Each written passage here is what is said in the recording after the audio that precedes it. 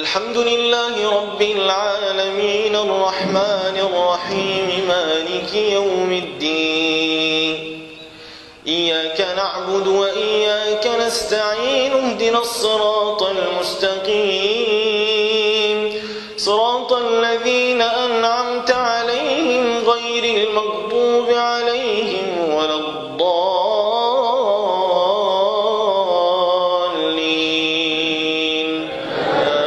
آمين.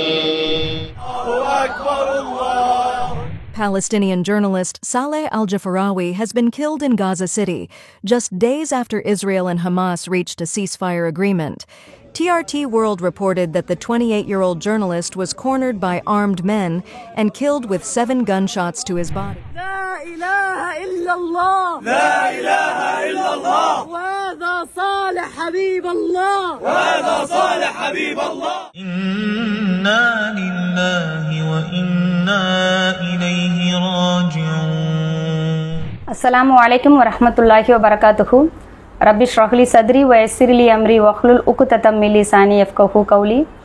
அல்ஹம்துலில்லாஹ். இன்றைக்கி நம்ம எதை பற்றி பார்க்க போகிறோன்னா, நமக்கு எல்லாருக்கும் தெரியும், சென்ற வாரம் பாலஸ்தீன் இஸ்ரேல் போர் முடிவுக்கு கொண்டு வரப்பட்டது, இனிமேல் இஸ்ரேல் போர் தொடுக்காது அப்படிங்கிற ஒரு அறிவிக்கப்பட்டது. இருந்தாலும் அதுக்கு பிறகும் நிறைய தாக்குதல்கள் நடைபெற்றுட்டு தான் இருக்குது. இப்போ டைரெக்டாக ஒரு பாம் போட்டு அந்த மக்கள் மேலே தாக்குதல் நடத்தும் போது உலக நாடுகளின் எதிர்ப்புகள் நிறைய அதிகமாயிடும். அப்படிங்கிறதுனால இஸ்ரேல் என்ன பண்ணுது, தன்னுடைய பணபலத்தை பயன்படுத்தி அங்கே உள்ள சில குழுக்களை தூண்டிவிட்டு அந்த குழுக்கள் மூலியமாக உள்ளே இருக்க முக்கியமான நபர்களை கொல்றதுக்கு பிளான் பண்ணி ஒவ்வொருத்தராக கொண்டுகிட்டு இருக்கு. அதே மாதிரி அங்கே மக்கள் எல்லாம் திரும்பி வராங்க இல்லையா, நாட்டுக்குள்ளே அவங்க வந்து அவங்க சாதாரணமாக குடியேறணும்னு வரும்போது அவங்கள அச்சுறுத்தி அங்கே வர விடாமல் செய்யறதுக்கும் இந்த குழுக்களை இஸ்ரேல் பயன்படுத்திக்குது. சரிங்களா? இப்போ இந்த வகையில் அந்த குழுவால் கொல்லப்பட்ட ஒரு முக்கியமான நபர் யாருன்னா, ஜேர்னலிஸ்ட் சாலிஹ் அல்-ஜஃபரவி. அல்ஹம்துலில்லாஹ், இவருடைய பணி காசா மக்களுக்கு ரொம்ப இன்றியமையாதது அப்படின்னே சொல்லலாம். ஏன்னா 2 வருடமாக அவர் அங்கே இருந்து அங்கே உள்ள துயரங்கள், அங்கே உள்ள கஷ்டம், அந்த மக்களுடைய நிலைமை எல்லாத்தையும் தன்னுடைய உயிரை பணயம் வைத்து வெளியே கொண்டு வந்துக்கிட்டு இருக்கார். இப்போ இவர் மட்டும் இல்லை, கிட்டத்தட்ட 278 ஜேர்னலிஸ்டுகள் அங்கே கொல்லப்பட்டுக்கிட்டு இருக்காங்க. இன்னும் எவ்வளோ தெரியாமல் லிஸ்ட்டில் வராமல் இன்னும் எவ்வளோ பேர் இருப்பாங்களோ. ஸோ இந்த நபர்களின் பணிகள் எப்படியாப்பட்டதுன்னா நம்மளால நினச்சி பார்க்கவே முடியாது. ஏன்னா இன்னைக்கு உலக நாடுகள் எல்லாருமே பாலஸ்தீனத்துக்கு இவ்வளோ சப்போர்ட்டாக இருக்கிறாங்கன்னா அங்கே உள்ள நடக்கிற கொடுமைகளை வெளியே கொண்டு வர இந்த ஜேர்னலிஸ்டுகள் தான் அதுக்கு ரொம்ப ரொம்ப முக்கியமான ஒரு பங்கு வகிக்கிறாங்க. இவங்களுடைய தியாகம் வந்து மிகப்பெரியது. ஏன்னா நமக்கு இப்போ எந்த நாட்டில் உள்ள இராணுவமாக இருந்தாலும் சரி, அந்த இராணுவ வீரர்களை அனுப்பும் போது அவங்க உயிர் போனாலும் அவங்களுக்கு என்ன பண்ணுவாங்க, சில வசதிகளை செய்து கொடுப்பாங்க. அவங்க குடும்பத்தை நாங்கள் பார்த்துக்கிறோம், பென்ஷன் கொடுக்குறோம், இல்லை நீங்கள் இராணுவத்தில் அங்கே இருக்கும்போது உங்களுக்கு என்ன பண்ணுவோம், நாங்கள் இந்த மாதிரியான சலுகைகள் செய்து தருவோம், உங்களுக்கு சாப்பாடு வசதி எல்லாமே நான் உங்களுக்காக கொடுப்போம் அப்படின்னு சொல்லி உலகத்தில் எந்த நாடாக இருந்தாலும் அப்படி சொல்லி தான் இராணுவ வீரர்களை அங்கே வேலை பார்க்க வைக்கிறாங்க. ஆனால் இங்கே வந்து வேலை பார்க்குற ஜேர்னலிஸ்ட்டுங்க எப்படின்னா, அவங்களுக்கு நல்லா தெரியும் மரணம் எப்போ வேணால் அவங்களுக்கு வரலாம். அது மட்டும் இல்லாமல் அவங்களுக்கு சாப்பாடு இருக்காது, அவங்களுக்கு ஒழுங்காக குடிக்க தண்ணி கூட இருக்காது, இருக்க இடம் இருக்காது. அந்த போர் சூழ்நிலையினாலே நம்மளுக்கு எப்படி இருக்கும்னு தெரியும். ஏன்னா இது வந்து ஒரு ஒப்பந்தம் செய்து கொள்ளப்பட்ட ஒரு முறையாக நடக்கிற ஒரு போர் கிடையாது. இஸ்ரேல் தன்னுடைய காட்டு மிராண்டி தரத்தினால கண்ணா பின்னான்னு மக்களை தாக்கிட்டு இருக்கு. ஸோ எந்த நேரத்தில் வேணால் எப்படி வேணால் தாக்குதல் வரலாம், எப்படி வேணால் மன உளைச்சல்கள் வரலாம் இல்லையா, எப்படி வேணால் அவங்களுக்கு அச்சுறுத்தல்கள் வரலாம், எல்லாமே அவங்களுக்கு தெரியும். தெரிந்தும் அவங்க உயிரை பணயம் வைத்து அந்த மக்களுடைய நிலையை வெளியே கொண்டு வரணும். எங்களுக்கு வந்து வசதி வாய்ப்பு எதுவுமே எங்களுக்கு தேவையில்லை. ஏன்னா நாளைக்கு அதாவது கண்ணுக்கு முன்னாடி ஒவ்வொரு ஜேர்னலிஸ்டுங்களா இறந்துகிட்டு இருக்காங்க. இது எவ்வளவு பெரிய மன உளைச்சல் நம்ம கொஞ்சம் யோசிக்கணும். இப்போ இந்த சாலிஹ் அல்-ஜஃபரவிங்கிறவர் எப்படியாப்பட்ட ஒரு சூழ்நிலையிலலாம் அவங்க இருந்திருப்பாங்க அப்படின்னு கொஞ்சம் யோசிச்சு பார்க்கணும். அவங்களுக்கு முன்னாடி அவங்களுடைய கூட வேலை பார்த்த அவங்களுடைய நண்பர்களாக இருந்த சக ஜேர்னலிஸ்ட்டுங்களை இஸ்ரேல் கொடூரமான முறையில் கொண்டிருக்கு. இதெல்லாம் பார்த்துக்கிட்டு தான் அவங்க என்ன பண்ணுவாங்க, அடுத்து நமக்கும் இந்த இது வரும், நிலைமை வரும்னு தெரிஞ்சுன்னா அங்கே களத்தில் நின்று அவங்க அந்த மக்களுக்காக போராடிக்கிட்டு இருக்காங்க. இப்போ இதில் இன்னொன்று என்ன சொல்லணும்னா, அவருடைய ஸ்பீச்சில் கடைசியாக பேசினதில் என்ன சொல்லியிருக்காருன்னா, எப்படியும் என்னையும் கொன்றுவாங்க, நானும் நான் ஷஹீத் ஆகணும்னு தான் நினைக்கிறேன், நான் கண்டிப்பாக ஷஹீதான பிறகு என்னுடைய ஃப்ரெண்ட்ஸ், அதாவது முன்னாடி போனாங்க இல்லையா ஜேர்னலிஸ்ட்டு, நான் ஹசன் இஸ்மாயில் இவங்க கூட நான் போய் இருப்பேன் அப்படின்னு இந்த மரணத்தையும் அவங்க எப்படி, அதாவது அல்லாஹ்க்காக வேண்டி நான் மரணிக்கிறேன், மக்களுக்காக வேண்டி மரணிக்கிறேன். அல்லாஹ் தாலா தன்னுடைய திருமறையில் சொல்கிறான் இல்லையா, இந்த உலகத்தில் ஒருத்தரை காப்பாற்றினாலும் இந்த உலக சமுதாயத்தையே காப்பாற்றினதுக்கு சமம்னு சொல்கிறான். அப்போ என்னால் முடிஞ்சதை நான் இங்கே பண்ணி நான் ஒருவேளை மரணம் அடைந்துட்டாலும் நான் என்னுடைய தோழர்களோட சொர்க்கத்தில் இருப்பேன் அப்படின்னு சொல்லி அவர் சொல்கிறாரு. அது மட்டும் இல்லாமல் இந்த சீஸ்ஃபயர் அறிவிக்கப்பட்ட பின்னாடி الناس في شمال قطاع غزه ما عندهاش نت، فلحتى هذه اللحظه مش عارفين في وقت اطلاق النار، فبدنا نزعق عليهم ونحكي لهم يعني اللي ساكنين في الخيام خلصت الحرب، توصل لاتفاق وقف اطلاق النار. الله اكبر الله اكبر الله اكبر لا اله الا الله.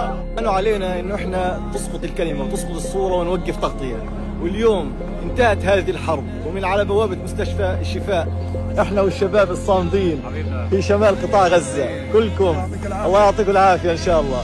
الكلمة مستمرة والتغطية مستمرة، ولو رجعت ألف حلب الله راح يرجعها ان شاء الله، حنضلنا موجودين في الميدان. بسم الله الرحمن الرحيم. إذا جاء نصر الله والفتح ورأيت الناس يدخلون في دين الله أفواجا فسبح بحمد ربك واستغفره إنه كان توابا. الحمد لله رب العالمين. அல்ஹம்துலில்லாஹ்.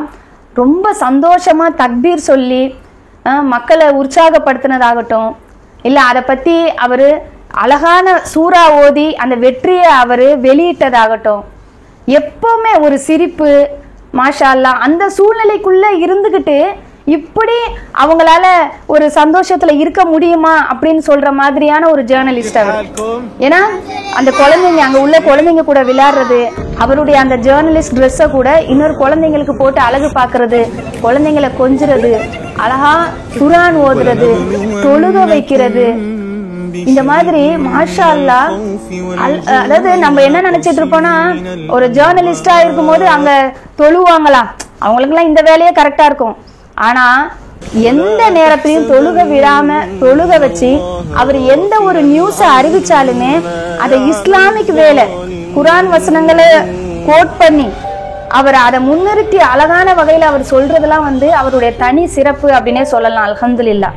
இவர் சொல்றாரு, அந்த போர் நடந்துகிட்டு இருக்க ஒவ்வொரு செகண்டும் நாங்க எல்லாருமே என்ன பண்ணுவோம், பயத்திலேயே தான் இருப்போம். ஏன்னா அது எப்படியாப்பட்ட சூழ்நிலை, என்ன வேணா நடக்கலாம். அங்கே முறையான போர் நடக்கலை அப்படிங்கிறப்போ என்ன வேணால் நடக்கலாம். அதுவும் பத்திரிக்கைக்காரங்களை பார்த்து பார்த்து கொள்கிறாங்க அப்படிங்கும் போது அந்த களத்தில் நிற்கிறவங்களுக்கு எந்த விதமான பயம் இருக்கும் அப்படிங்கிறத நம்ம யோசித்து பார்க்கணும். இவங்க எல்லாருமே இப்போ நம்மளுக்கு இந்த பட்டம் கிடைக்க போகுது, இந்த பதக்கம் கிடைக்க போகுது, இல்லை நம்ம கூப்பிட்டு நோபல் பரிசு கொடுக்க போகிறாங்க அப்படிங்கிற நியத்தில் இங்கே நிற்கிறாங்களா? கிடையாது. எல்லாருக்குமே தெரியும், நம்ம இறந்தா இந்த சடலம் கூட நம்மளுடைய வீட்டுக்கு கூட கிடைக்காது. ஏன்னா சில பேருடைய சடலங்கள் தான் எடுக்கப்பட்டு அடக்கம் செய்யப்படுது. பல பேருடைய சடலங்கள் எப்படி ஆகுதுன்னா சுக்கு நூறா எல்லா இடமும் தெரிச்சு கிடக்கிற அளவுக்கு தான் இன்னைக்கு அந்த நாட்டோடைய நிலைமை இருக்கு. அப்படின்றப்ப எந்த மாதிரியான ஒரு சூழ்நிலைக்குள்ள ஒரு பதட்டமான ஒரு இடத்துல ஒவ்வொரு செகண்டும் அவங்க கழிக்கணும் அப்படின்றத நம்ம நினைச்சு பார்க்கணும். இப்போ இவங்களுக்கெல்லாம் எந்த ஒரு ஆசையுமே இருக்காது, எந்த ஒரு தேவையும் இருக்காது, எமோஷனும் இருக்காது அப்படின்னு நம்மளால நினைக்க முடியுமா? கிடையாது. இவருக்கு வயசு வெறும் 28 தான் ஆகுது. இந்த மாதிரி இறந்த எல்லா ஜேர்னலிஸ்ட்டுங்களுக்குமே வயசு பார்த்தீங்கன்னா ஒரு 20க்கு மேலே இருந்து ஒரு 30 வயசு, அந்த மாதிரி ஜேர்னலிஸ்ட்டுங்க அத்தனை பேர் இறந்துருக்காங்க. ஸோ அவங்களுக்கு எவ்வளோ ஒரு ஆசைகள் இருக்கும் வாழ்க்கை மேலே, அவங்களுக்கும் எவ்வளோ எமோஷன் இருக்கும், பிள்ளையுடைய பாசம் இருக்கும், பெற்றவங்களுடைய பாசம் இருக்கும், மனைவியோடைய பாசம் இருக்கும், குடும்பமுடைய தேவை இருக்கும். அவங்க வயசுக்கே உள்ள அந்த எல்லா விதமான எமோஷன்ஸும் இருக்கும். ஆனால் எல்லாத்தையும் கட்டுப்படுத்திட்டு அங்கே அந்த மக்களுக்காக வேண்டி அவங்க போய் நிற்கிறாங்கன்னா எது அவங்கள அங்கே கொண்டு போய் நிற்க வைக்குது?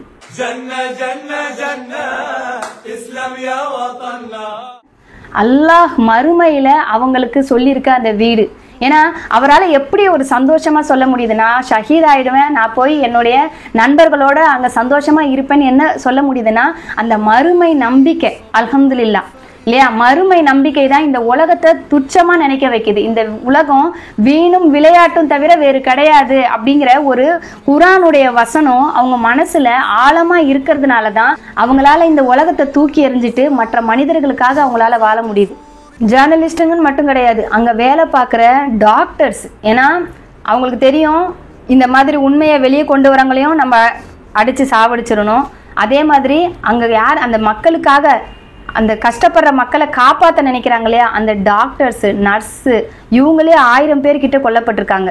ஸோ அங்கே உதவி செய்ய வரவங்களா இருக்கட்டும், இல்லை டாக்டர்ஸாக இருக்கட்டும், இல்லை நர்ஸாக இருக்கட்டும், யாராக இருந்தாலும் நீங்கள் எங்களை என்ன பண்ணாலும் பரவாயில்ல, நாங்கள் அந்த மக்களுக்கு உதவி செய்து அல்லாஹ் கிட்டேருந்து நாங்கள் நன்மை அடையணும். நாங்கள் சுக்கு நூறாக ஆனாலும் பரவாயில்ல, எங்கள் குடும்பத்துக்கு நாங்கள் கிடைக்காம போனாலும் பரவாயில்ல, நாங்கள் அந்த மனிதர்களுக்கு உதவி செய்யணும்னு முன்னாடி வந்து நிற்கிறாங்க. அப்போ இந்த மாதிரியான எண்ணங்கள் நமக்கு இருக்கா? இவ்வளோ தியாகம் பண்ணுற மனிதர்களுக்கு இடையில நம்ம இருந்துட்டு நம்ம என்ன பண்ணுறோம்? ஒரு சாதாரணமாக ஒரு இஸ்ரேலிய ப்ராடக்டை வாங்காமல் அவங்களுக்கு வந்து நஷ்டம் ஏற்படுற மாதிரி நடந்துக்கிட்டு அந்த ஒரு விஷயத்துலையாவது நம்மளால் தியாகம் பண்ண முடியுதா? அதையாவது பார்த்து நம்மளால் பண்ண முடியுதா? அது கூட பண்ணாமல் இன்றைக்கி எத்தனையோ பேர் நம்ம சாதாரணமாக இருக்கிறோம். நம்ம இந்த மாதிரி நினச்சே பார்க்க முடியாத அளவுக்கு இந்த உலகத்தில் இந்த மாதிரி மனுஷங்கள்லாம் இன்னும் இருக்கிறாங்களா? சஹாபாக்கள் காலத்தில் நடந்த தியாகம், இந்த மார்க்கத்துக்காக வேண்டி, இந்த மார்க்கத்தை பின்பற்றதுக்காக வேண்டி நடந்த தியாகம் போல இன்னைக்கு இந்த மனிதர்களுடைய தியாகம் இவ்வளோ பெருசாக இருக்கே அப்படின்னு இந்த பாலஸ்தீனில் இந்த மாதிரியான விஷயங்கள் நடக்கும்போது தான் நமக்கே தெரிகிற மாதிரி இருக்குது. ஆனால் எந்த ஒரு சூழ்நிலையிலையும் தங்களுடைய இபாதத்துக்களை கொஞ்சம் கூட விட்டு கொடுக்காம தான் அந்த மக்களும் சரி, அந்த மக்களுக்காக உழைக்கிற இந்த பத்திரிகையாளர்களாக இருந்தாலும், மருத்துவர்களாக இருந்தாலும், செவிலியர்களாக இருந்தாலும், அங்கே உதவி செய்ய வரவங்களாக இருந்தாலும் சரி, எல்லாருமே எந்த ஒரு நேரத்துலையுமே இபாதத்துக்களை விட்டு கொடுக்காம தான் இருக்காங்க. ஸோ இந்த மாதிரி ஒரு வாழ்க்கை நம்மளால் வாழ முடியுமான்னு கொஞ்சம் நம்ம யோசித்து பார்க்கணும். இந்த மாதிரி ஆன ஹீரோக்களை நம்ம பிள்ளைகளுக்கு நம்ம முன் உதாரணமாக காட்டி வளர்க்குறோமா அப்படிங்கிறத நம்ம கொஞ்சம் சிந்திச்சு பார்க்கணும். ஏன்னா நம்மளுடைய பிள்ளைகள் இந்த உலகத்தில் பார்க்குற எவனையும் வந்து என்னவாகுதுன்னா ஹீரோவாக நினச்சிக்கிட்டு அவங்க பண்ணுறதெல்லாம் உண்மை, இதுதான் வந்து ரியாலிட்டி, இப்படி தான் இருக்கணும்னு நினச்சி எத்தனையோ பேர் சீர்கெட்டு போய்கிட்டு இருக்காங்க. ஆனால் இந்த மாதிரி ஹீரோக்களை நம்ம பிள்ளைகளுக்கு நம்ம கொண்டு வந்து காட்டணும். சரிங்களா? இவங்களுடைய வாழ்க்கை வீணான வாழ்க்கை கிடையாது, வீணும் விளையாட்டும் கிடையாது. அல்லாஹ் தாலா சொல்றான், இந்த ஒவ்வொரு உயிரும் மரணத்தை சுவைத்தே ஆக வேண்டும். குல்லு நப்சின் தாயிக்கத்துல் மௌத்துன்னு சொல்றான். அந்த சுவைங்கிறது இவங்க சுவைக்கிற சுவை வேற, மற்ற ஆன்மாக்கள் சுவைக்கிற சுவை வேற அப்படிங்கிறத வந்து நம்ம பிள்ளைகளுக்கு நம்ம சொல்லி கொடுக்கணும். ஏன்னா அல்லாஹ் தஆலா ஒவ்வொரு உயிரும் மரணத்தை அடைந்தே ஆக வேண்டும்னு சொல்ல, எல்லாருமே மௌத்தாயிடுவாங்கப்பா அதனால இவங்களும் மௌத்தானாங்க அவங்களும் மௌத்தானாங்கன்னு சொல்றதுக்கு இல்லை இல்லையா? சுவைக்கும்னு அல்லாஹ் சொல்லும் போதே இந்த மனிதன் போகும்போது அந்த ஆத்மாவுடைய சந்தோஷம், ஆத்ம திருப்தி எப்படி இருக்கும் இல்லையா? ஏன்னா அல்லாஹ் தஆலா இன்னொரு வசனத்துல என்ன சொல்றான், அதாவது இவர்களை இறந்தவர்கள்னு சொல்லாதீங்க, அல்லாஹ்வின் பாதையில் கொல்லப்பட்டவர்களை இறந்தவர்கள்னு சொல்லாதீங்க, அவங்க அல்லாஹ்விடத்தில் உயிரோட இருக்கிறாங்கன்னு சொல்லும் போது அவங்க ரொம்ப சந்தோஷமா, அவர் சொன்ன மாதிரி ரொம்ப சந்தோஷமா இருப்பார். அப்போ இந்த ஆத்மா அந்த மரணத்தை சுவைக்கிற ஒரு விஷயம் எப்படின்னா நம்ம வாழ்க்கையிலையும் நடக்கணும்னு நம்மளும் ஆசைப்படணும். அந்த சுவை நம்மளுக்கு வரணும், நம்ம கணவனுக்கு வரணும், நம்ம பிள்ளைகளுக்கு வரணும், நம்ம உடன்பிறப்புகளுக்கு வரணும், இந்த சமுதாயத்துக்கு வரணும் இல்லையா? இறைவனுக்காக வாழ்ந்து இறைவனுக்காக மடிகிற ஒரு சந்தோஷமான ஒரு அந்த சுவையான மரணத்தை, ஒரு அர்த்தமுள்ள மரணத்தை அல்லாஹ் தஆலா நம்ம அனைவருக்கும் கொடுக்கணும் இன்ஷா அல்லாஹ். பொதுவாக இவருடைய மரணத்தை கேள்விப்பட்ட எல்லாருமே என்ன சொல்லுவாங்கன்னா, அதாவது சாலிஹ் அல் ஜஃப்ரவி அவங்களுக்காக நம்ம துவா செய்வோம், இந்த மாதிரி மரணிச்ச ஜேர்னலிஸ்ட்டுங்களுக்கோ டாக்டர்ஸ்க்கு எல்லாருக்காகவும் நம்ம துவா செய்வோம் அப்படின்னு சொல்லுவாங்க. ஆனால் உண்மையை நம்ம நினச்சி பார்த்தோன்னா அல்ஹம்துலில்லாஹ் அல்லாஹுடைய பாதையில் அவங்க மக்களுக்காக வேண்டி மரணித்து அவங்க பெரிய ஒரு தரஜாத்தை அடைஞ்சிட்டாங்க. ஆனால் இன்னைக்கு இங்கே இருக்க நமக்காக தான் நம்ம ஒவ்வொரு நாளும் துவா செய்யக்கூடிய நிலையில் இருக்கோம். அப்போ நம்ம யா அல்லாஹ் மற்ற மனிதர்களுக்காக வாழ்ந்து உன்னுடைய அந்த மறுமை வீட்டை அடையிறதுக்காக எதையும் தியாகம் பண்ண நாங்கள் தயாராக இருக்கணும். எந்த ஒரு சூழ்நிலையிலையும் நாங்கள் என்ன ஆனாலும் சரி, நாங்கள் ஒரு டாக்டர் ஆனாலும் சரி, நாங்கள் ஜேர்னலிஸ்ட் ஆனாலும் சரி, நாங்கள் இன்ஜினியர் ஆனாலும் சரி, இதன் மூலியமா எல்லாம் நாங்கள் ஒன்னை எப்படி நெருங்கிறது, மறுமை வாழ்க்கையில் எப்படி வெற்றி அடைகிறது, எங்களை வெற்றி அடைய வையல்லா அப்படின்னு சொல்லி அல்லாஹ் கிட்ட நம்ம அதிகமாக துவா செய்யணும். இன்ஷா அல்லாஹ். அல்லாஹ் தாலா நம்ம அனைவருக்கும் ஹிதாயத்தை அதிகப்படுத்தி மற்ற மனிதர்களுக்காக வாழ்ந்து அல்லாஹுடைய பாதையில் நாம் நம்முடைய நேரத்தையும் காலத்தையும் நம்மளுடைய கல்வியையும் நம்மளுடைய வாழ்க்கையும் ஒப்படைத்து அல்லாஹ் கொடுக்கக்கூடிய மிக உயர்ந்த சுவனமான ஜன்னத்துல் ஃபிர்தௌஸை நாமும் அடைவோமாக என்று பிரார்த்திக்கிறேன். வாஹிரதாவான் அல்ஹம்துலில்லாஹி ரப்பில் ஆலமீன். அஸ்ஸலாமு அலைக்கும் வரஹ்மத்துல்லாஹி வபரகாத்துஹு.